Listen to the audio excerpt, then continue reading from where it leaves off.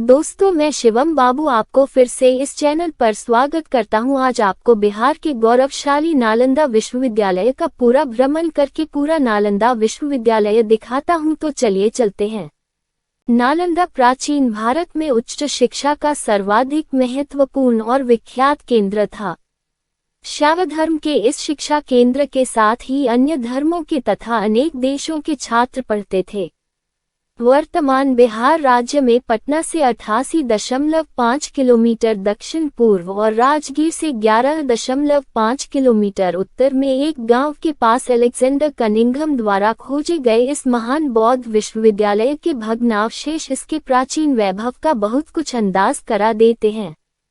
अनेक पुराभिलेखों और 7वीं शताब्दी में भारत के इतिहास को पढ़ने आयाथा के लिए आए चीनी यात्री ह्वेनसांग तथा इत्सिंग के यात्रा विवरणों से इस विश्वविद्यालय के बारे में विस्तृत जानकारी प्राप्त होती है।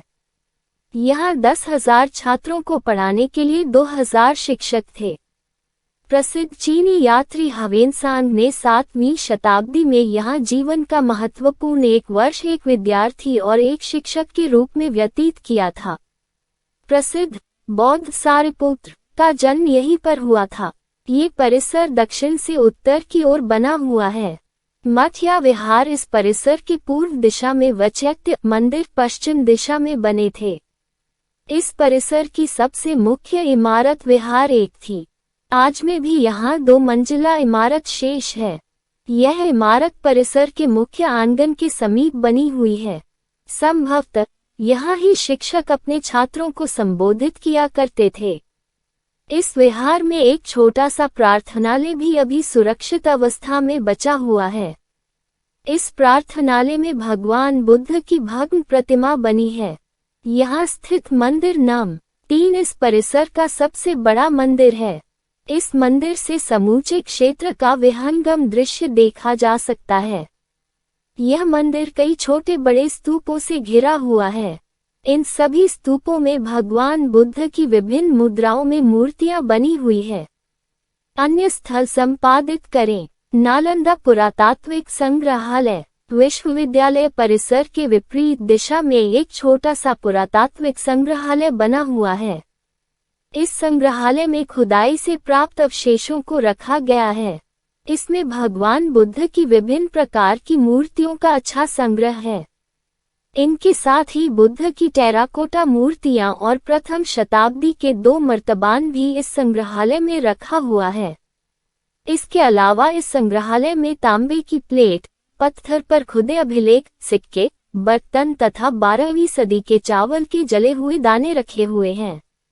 नव नालंदा महाविहार। यह एक शिक्षण संस्थान है। इसमें पाली साहित्य तथा बौद्ध धर्म की पढ़ाई तथा शोध होती है। यह एक नया स्थापित संस्थान है। इसमें दूसरे देशों के छात्र भी पढ़ाई के लिए यहाँ आते हैं। Hiuen Tsang memorial hall. यह एक नवनिर्मित भवन है। ये भवन चीन के महान तीर्थयात्री ह्वेनत्सांग की स्मृति में बनवाया गया है। इसमें ह्वेनसांग से संबंधित वस्तुएं तथा उनकी मूर्ति देखी जा सकती है।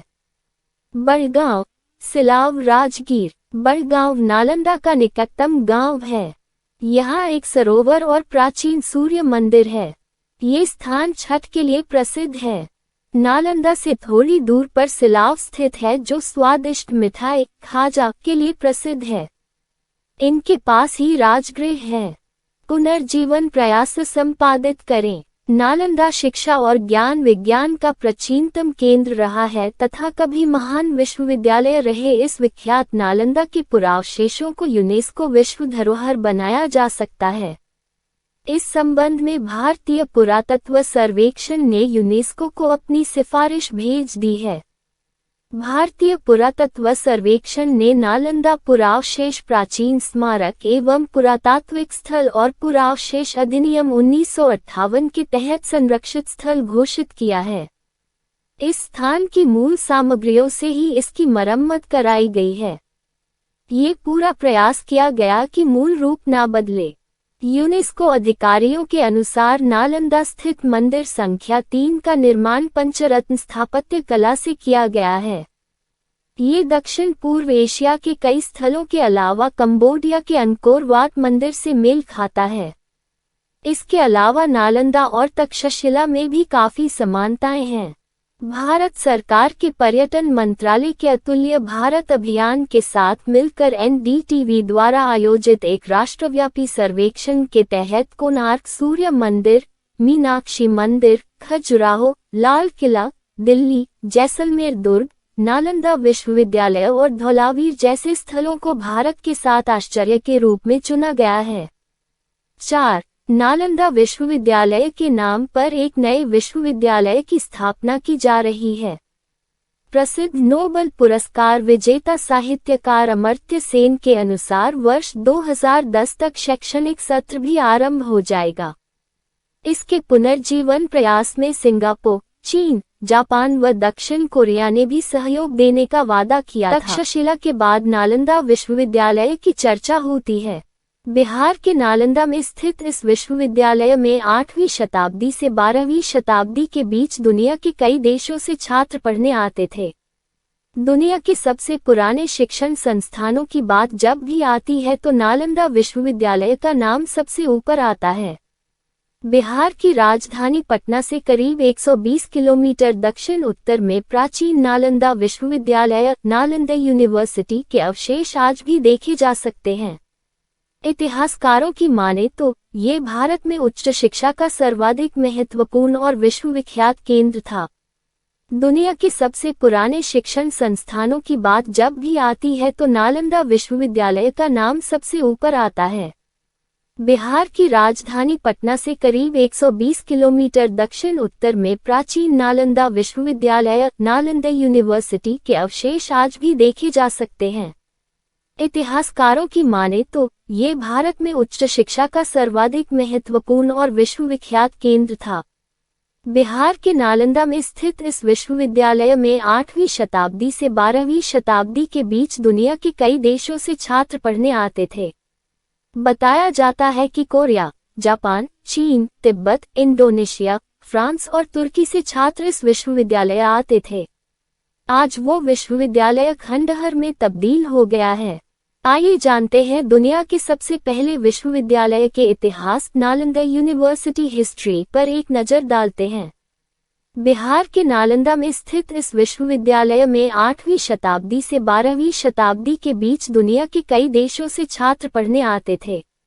बताया जाता है कि कोरिया, जापान, चीन, तिब्बत, इंडोनेशिया, फ्रांस और तुर्की से छात्र इस विश्वविद्यालय आते थे।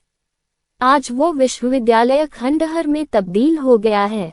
आइए जानते हैं दुनिया के सबसे पहले विश्वविद्यालय के इतिहास, नालंदा यूनिवर्सिटी हिस्ट्री पर एक नज़र डालते हैं।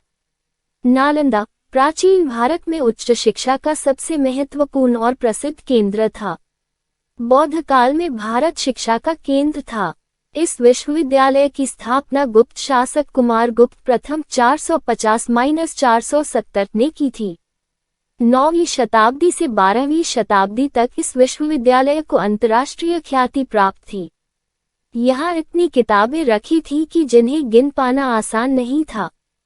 हर विषय की किताबें इस विश्वविद्यालय में मौजूद थीं। नालंदा प्राचीन भारत में उच्च शिक्षा का सबसे महत्वपूर्ण और प्रसिद्ध केंद्र था। बौद्ध काल में भारत शिक्षा का केंद्र था। इस विश्वविद्यालय की स्थापना गुप्त शासक कुमारगुप्त प्रथम 450-470 ने की थी। 9वीं शताब्दी से 12वीं शताब्दी तक इस विश्वविद्यालय को अंतर्राष्ट्रीय ख्याति प्राप्त थी। यहाँ इतनी किताबें रखी थी कि जिन्हें गिन पाना आसान नहीं था। हर विषय की किताबें इस विश्वविद्यालय में मौजूद थीं।